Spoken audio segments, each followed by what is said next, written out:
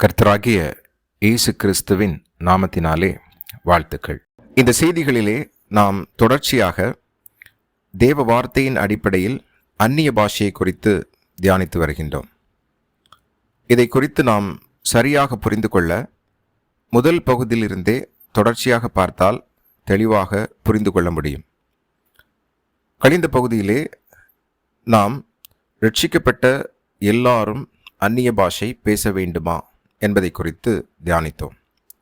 இப்பொழுது இன்னும் அந்நிய பாஷையை குறித்து இன்னும் ஆழமாக புரிந்து கொள்ள ஒரு கேள்வியை எடுத்துக்கொள்வோம்.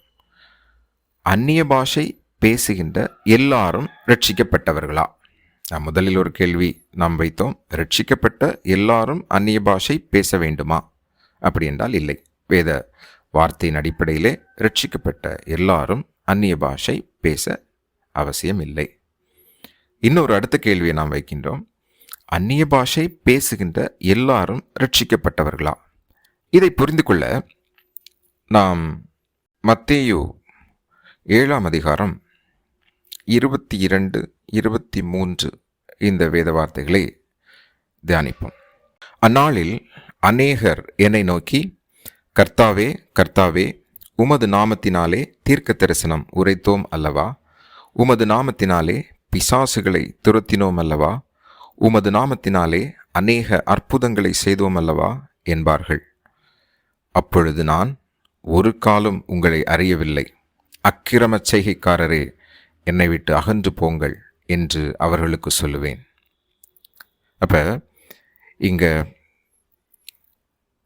கர்த்தராகிய இயேசு கிறிஸ்துவிடத்தில் கடைசி நாளில் வராங்க அநேகர்.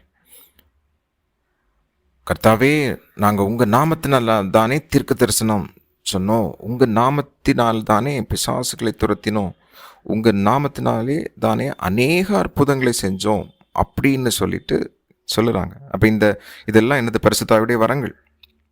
தீர்க்க தரிசனம் உரைக்கிறது, பேய்களை ஓட்டுறது, அற்புதங்கள். 1-2 அற்புதம் இல்லை, இங்கே அவங்க சொல்கிறது அநேக அற்புதங்களை செய்திருக்கிறார்கள். அற்புதங்களை செய்வது இதெல்லாமே பரிசுத்த ஆவியுடைய வரங்கள். அப்போ இங்கு ஆண்டவர் அவர்களுக்கு கொடுக்கிற ரிப்ளை என்னவென்றால், அக்கிரம செய்கைக்காரரே, ஒரு காலம் உங்களை அறியவில்லை. நான் ஒரு காலம் உங்களை அறியவில்லை. ஒருவேளை இவர்கள் முதலில் ரட்சிக்கப்பட்டு இருந்து அற்புதங்களை செய்துவிட்டு சிலர் நினைக்கலாம், அப்படி முதலில் இவர்கள் ரட்சிக்கப்பட்டிருந்திருப்பார்கள், பின்பு இவர்கள் பின்மாற்றத்தில் பெயர்ப்பார்கள் என்று. அப்படி என்றால் ஆண்டவர் இங்கு ஒரு காலம் உங்களை அறியவில்லை என்று சொல்ல மாட்டார். ஒருவேளை இவர்கள் உண்மையிலேயே பரிசுத்த ஆவியினாலே இந்த அற்புதங்களையும் அடையாளங்களையும் இந்த தீர்க்க தரிசன இந்த காரியங்களை இவர்கள் செய்திருந்தால், கர்த்தர் இங்கு இவர்களை பார்த்து, நான் உங்களை ஒரு காலம் அறியவில்லை என்ற வார்த்தையை இவரிடத்திலே கண்டிப்பாக பயன்படுத்தியிருக்க மாட்டார். இங்கு அவர் பயன்படுத்துகிற வார்த்தை ஒரு காலம் நான் உங்களை அறியவில்லை. அப்படி என்றால் இவர்கள் இரட்சிப்பையே அடையாதவர்கள், தேவனிடத்திலே வராதவர்கள், தேவனாலே அறியப்படாதவர்கள், பரிசுத்த ஆவியை வாழ்க்கையில் ஒரு நாளும் பெறாதவர்கள்.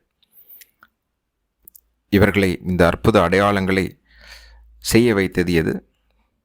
கண்டிப்பாக பரிசுத்த ஆவி இல்லை என்றால் பிசாசின் ஆவி, அல்லது வேறொரு ஆவி, அல்லது வஞ்சிக்கிற ஆவி.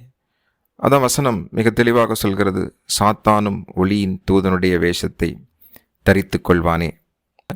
பிசாசின் ஆவியை கொண்டும் அற்புத அடையாளங்களை கண்டிப்பாக ஒருவரால் செய்ய முடியும். இங்கு தேவன் இவர்களை பார்த்து சொல்லுகிற வார்த்தை, ஒரு காலம் உங்களை நான் அறியவில்லை.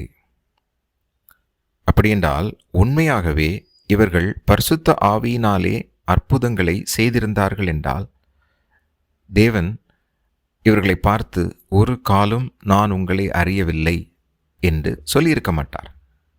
தேவன் பொய் சொல்பவர் அல்லவே. ஏனென்றால் அவர்தான் அவர்களுடன் இருந்து அற்புதங்களை செய்திருந்தால் கண்டிப்பாக அவர் சொல்லியிருக்க மாட்டார், ஒரு காலம் நான் உங்களை அறியவில்லை என்று. அப்படியானால் இவர்கள் செய்த அற்புதங்கள் எப்படி நடந்தது? ஒருவன் பரிசுத்த ஆவியை கொண்டு அற்புதங்களை செய்யவில்லை என்றால் கண்டிப்பாக அவனுக்குள் இருப்பது பிசாசின் ஆவி, சாத்தான் அல்லது வேறொரு ஆவி. அந்த வேறொரு ஆவிதான் வஞ்சிக்கிற ஆவி இல்லை என்றால் ஒளியின் தூதன் என்று கூட வேத வார்த்தை நமக்கு கற்றுத்தருகிறது. இதை குறித்து 2 கொரிந்தியர் 11ஆம் அதிகாரம் 14, 15 இறைவார்த்தைகளிலே நாம் பார்க்கலாம். அது ஆச்சரியமல்ல, சாத்தானும் ஒளியின் தூதனுடைய வேஷத்தை தரித்து கொள்வானே.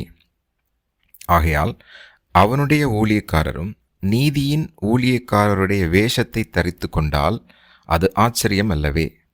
அவர்கள் முடிவு அவர்கள் கிரியைக்கு தக்கதாக இருக்கும். இங்கு தேவ வார்த்தை மிக தெளிவாக சொல்கிறது, சாத்தானின் ஆவியும் ஊழியக்காரருடைய வேஷத்தை, அதாவது அப்படியே உண்மையாக ஊழியக்காரர்களை போன்ற ஒரு வேஷத்தை தரிக்க வைக்க முடியும், அடையாளங்கள் அற்புதங்களை செய்ய வைக்க முடியும், அப்போஸ்தலருடைய வேஷத்தை தரிக்க வைக்க முடியும்.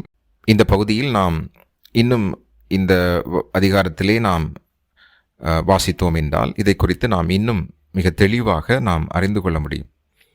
கள்ள ஊழியர்கள், கள்ள அப்போஸ்தலர்கள் என்று இங்கு தேவனுடைய வார்த்தை சொல்லியிருக்கும். ஆக இங்கு அக்கிரம செய்கைக்காரரே என்று ஆண்டவர் சொல்லும் இந்த நபர்கள் ஊழியக்காரருடைய வேஷத்தை தரித்திருந்தவர்கள். அவர்களுக்கு உள்ளாக இருந்து அற்புதங்களை செய்தது ஒளியின் தூதனுடைய வேஷத்தில் இருந்த சாத்தான். அப்போ நாம் நன்றாக புரிந்து கொள்ள முடியும், இவ்வளவு பெரிய அற்புத அடையாளங்களை பிசாசு செய்ய வைக்க முடியும் என்றால் ஒரு அந்நிய பாஷையை பேச வைக்க முடியாதா? ஒரு ஆளை வஞ்சித்து அப்படியே ரட்சிக்கப்பட்டவர் போன்ற ஒரு விசுவாசத்தை அவர்களுக்குள் ஏற்படுத்த வைத்து அந்நிய பாஷையும் பேச வைத்து அப்படியே அவர்களுக்கு உண்மையான மனந்திரும்புதலை பெற விடாமல் தடுக்க பிசாசானவனால் நிச்சயமாக முடியும். ஆக அந்நிய பாஷை இவ்வளவு பெரிய அற்புத அடையாளங்களை செய்ய வைக்க முடிந்த பிசாசானவனால் இந்த அந்நிய பாஷையை பேச வைக்க முடியாதா? நிச்சயமாக முடியும். நாம் இதை கூட இன்றைய காலத்தில் நாம் பார்க்க முடியும். அந்நிய பாஷை, அதாவது அபிஷேகம் பெற்றிருக்கிறோம் என்று சொல்லிக்கொண்டு உருண்டு பிறண்டு அங்கிங்குமாக உருளுவது, சிரிப்பு அபிஷேகம் என்று சொல்லிக்கொண்டு பரிசுத்த ஆவியானவருடைய கேலி கூத்தாகின்ற நிலை. இன்னும் நான் ஒரு சபையில் பார்த்துருக்கிறேன். அந்த சபையிலுடைய பாஸ்டரின் மனைவி அபிஷேகம் வந்திருக்கிறது அப்படிங்கிறத காண்பிப்பதற்காக வித்தியாசமாக ஊளையிடுவது, சவுண்டு போடுவது. எல்லாருக்கும் எப்படி அதை புரிய வைத்திருக்கிறார்கள் என்றால், அபிஷேகம் இறங்கி இருக்கிறது, அதனால தான் இவர்கள் இப்படி வித்தியாசமாக சவுண்டு போடுகிறார்கள். இன்னும் சிலர் துள்ளி குதித்து கீழே விழுவது. இப்படி வேதத்தில் இல்லாத சில காரியங்களை நாம் பார்க்கும்போது நாம் புரிந்து கொள்ள வேண்டும், கண்டிப்பாக இது பரிசுத்த ஆவியானவருடைய அந்நிய பாஷை அல்லது பரிசுத்த ஆவியானவருடைய செயல் இது கிடையாது. ஆக இங்கு நாம் கேட்ட கேள்வி, அந்நிய பாஷை பேசுகின்ற எல்லாரும் ரட்சிக்கப்பட்டவர்களா? அப்படி என்றால் நாம் தியானித்த இந்த தேவ வார்த்தைகளின் அடிப்படையிலே கண்டிப்பாக அந்நிய பாஷை பேசுகின்ற எல்லாரும் ரட்சிக்கப்பட்டவர்கள் என்று நாம் எடுத்துக்கொள்ள முடியாது. ஏனென்றால் எவ்வளவு பெரிய அற்புத அடையாளங்களையும் பிசாசானவனால் செய்ய வைக்க முடியும் என்றால் ஏன் இந்த ஒரு அந்நிய பாஷையை வரத்தை அவனால் பேச வைக்க முடியாது? நிச்சயமாக முடியும்.